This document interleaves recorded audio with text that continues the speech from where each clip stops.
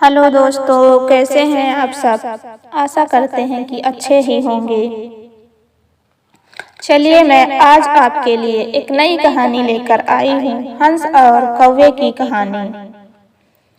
कहते हैं ईश्वर ने दुनिया में सभी को एक ना एक खूबी दी है जो हर दूसरे व्यक्ति में नहीं होती, जिसके चलते उसकी एक अलग पहचान होती है। हर इंसान में एक गुण अवगुण जरूर होता है, वो दूसरे में नहीं होता। कुछ इसी प्रकार आज की मेरी कहानी भी है, हंस और कौवों की कहानी। चलिए आपका वक्त जाया न करते हुए अपनी कहानी की ओर चलते हैं।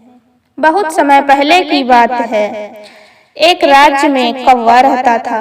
वह बहुत चालाक था, इधर उधर घूमता रहता था, अपना पेट भरण पोषण के लिए जाता था। उसका यह प्रमुख कार्य था, जिसके कारण उसकी सेहत अन्य पक्षियों के तुलना में अत्यधिक बेहतर थी। इस वजह से वह अन्य पक्षियों को अपना रौब जमाए रखता था। कौवे के दिन इस तरह आराम से व्यतीत हो रहे थे। इसी बीच राज्य के पास में मानसरोवर तालाब में रहने के लिए सुंदर दो हंसों का जोड़ा आया हुआ था। मानसरोवर तालाब में वह रुके हुए थे। वहां का माहौल बहुत शांतिपूर्ण और बहुत प्रभावशील था। हंसों ने सोचा कि 2-4 दिन विश्राम करने के बाद यहाँ से आगे की यात्रा प्रारंभ करेंगे।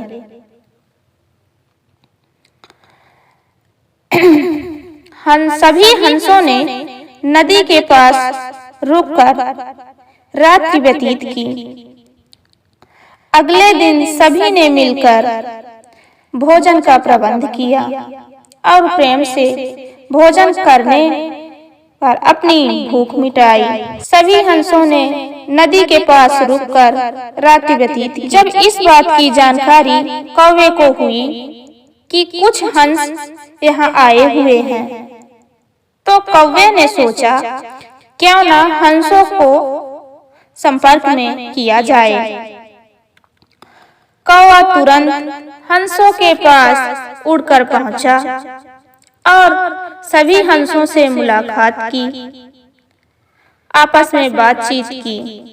बातचीत के दौरान कौवे ने लंबी लंबी डींगे मारनी प्रारंभ कर दी, अपने स्वभाव के अनुसार। हंस बिना किसी छल कपट के कौवे की बात सुनते रहे। कौवे ने पूछा, आप लोग कितनी प्रकार की उड़ानें उड़ लेते हैं? हंस ने कहा, हम लोग एक ही प्रकार की उड़ान उड़ते हैं। तुम हम हंसों की तरह कहाँ उड़ पाओगे? तब कौवा बोला, मुझे आप लोगों की तुलना में ज्यादा अच्छी तरह तो उड़ना नहीं आता, पर आप मेरी एक उड़ान का जवाब नहीं दे पाओगे। कौवा पुनः बोला, मैं 101 प्रकार की उड़ान उड़ लेता हूँ। अगर आप लोग देखना चाहो तो बताइए, आप लोगों में से कोई भी मेरे साथ उड़ान उड़ना चाहेगा? हंस अपने स्वभाव के अनुसार शांत थे और कहा, हम लोग बहुत अधिक थके हैं, इसलिए आराम करेंगे। कौवे ने फिर से कहा, मुझसे बड़ा शरीर होते हुए भी डरते हो आप लोग? अरे मैं तो 100 समंदर तक उड़ने की हिम्मत रखता हूँ।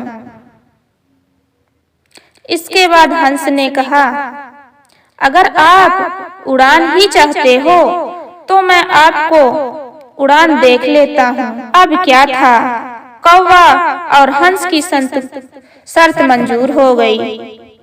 दोनों उड़ने को तैयार हो गए। हंस ने कहा, आपने साथियों से कहा, मैं अभी आता हूँ।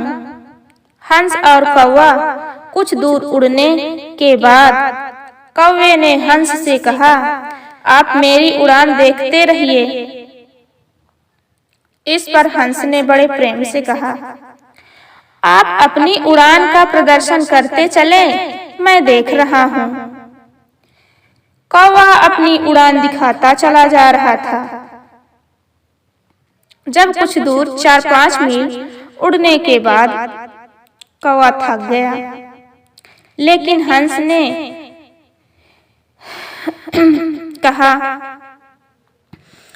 कह भी नहीं पा रहा था कि मैं थक गया हूँ।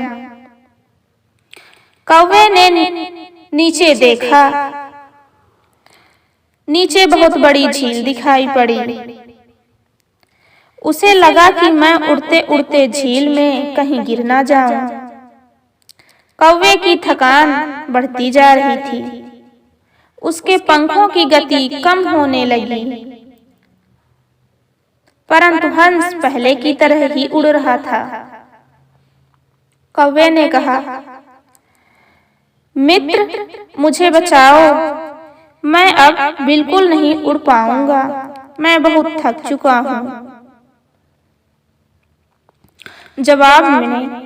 जवाब में हंस ने कहा, अभी तो तुम 101 प्रकार की उड़ान दिखाने वाले थे, तो वह तो अभी दिखाई ही नहीं दी। कौवे ने कहा, मैंने आपके साथ उड़ने की बहुत बड़ी भूल कर दी। मेरा शरीर तो सिर्फ जूठन खाकर ही बसर कर सकता है। मैंने यह नहीं सोचा था कि अन्य पक्षी भी अच्छा उड़ लेते होंगे। मुझे माफ कर दें, मैं आपसे बहुत शर्मिंदा हूँ। यह कहते हुए कौवे के पंख चलना बंद हो गए। नीचे झील में गिरने ही वाले थे, परंतु हंस ने कौवे को अपने पंजों में पकड़ लिया और उड़ चला। इसके बाद कौवे को लेकर हंस अपने दोस्तों के पास पहुंच गया। कौवे ने हंसों से माफी मांगी और कहा, अब मैं कभी घमंड नहीं करूंगा, मुझे आप सब माफ कर दें। इस कहानी से हमें यह शिक्षा मिलती है, हमें कभी किसी बात का घमंड नहीं करना चाहिए। घमंड और अभिमान हमेशा ही व्यक्ति के अपमान का कारण बनता है।